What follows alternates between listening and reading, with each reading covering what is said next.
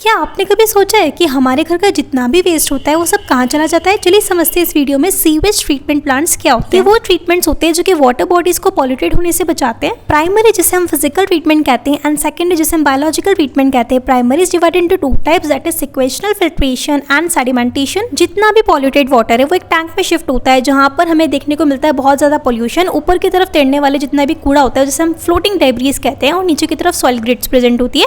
नीचे वाला जो सॉइल ग्रिड होता है उसे सेडिमेंटेशन वाले प्रोसेस से करते हैं और सिक्वेंशनल फिल्ट्रेशन में ऊपर की जितनी फ्लोटिंग डेब्रीज होती है उसे रिमूव कर देते हैं। फाइनली प्राइमरी ट्रीटमेंट के बाद सेकेंडरी ट्रीटमेंट की बारी आती है जहां पर हम लोग इस प्राइमरी इफ्लुएंट को किस में डालते हैं, एरेशन टैंक में, जहां पे फ्लॉक्स की डेवलपमेंट कराते हैं, aerobic bacteria. And these flocs are the masses of bacteria with fungal filaments, यानी कि पानी के अंदर जितना भी ऑर्गेनिक मैटर प्रेजेंट होता है वो उसे ईट करते हैं, उसे कंज्यूम करते हैं और पानी के अंदर बायोलॉजिकल ऑक्सीजन डिमांड को कम कर देते हैं। एक तरह से हमें फायदा हो गया फ्लॉक्स के थ्रू, क्योंकि यहाँ पे डिजोल्व ऑक्सीजन बढ़ जाता है जब भी हमारा बीओडी कम होगा। अब बारी आती है एरेशन टैंक में जितना भी प्राइमरी इफ्लुएंट है वो सेटलिंग टैंक की तरफ शिफ्ट होगा, जिसे हम कहेंगे सेकेंडरी इफ्लुएंट। बच्चों सेकेंडरी इफ्लुएंट में फ्लॉक्स भी आएंगे। फ्लॉक्स ने भी तुरंत खाना खाया था, इसलिए वेट के कारण वो नीचे सेटल डाउन हो जाते हैं। कुछ फ्लॉक्स तो हम लोग वापस से रीबैक कर लेते हैं ताकि हमें फिर से दोबारा मेहनत ना करना पड़े फ्लॉक्स को बनाने के लिए एज अ इनोक्यूलम। और कुछ फ्लॉक्स क्या करते हैं बच्चों, एनारोबिक स्लज डाइजेस्टर में जाकर के मीथेनोजन यानी कि एनारोबिक बैक्टीरिया की फॉर्मेशन करेंगे। फाइनली बायोगैस की फॉर्मेशन होगी। Thank you for watching.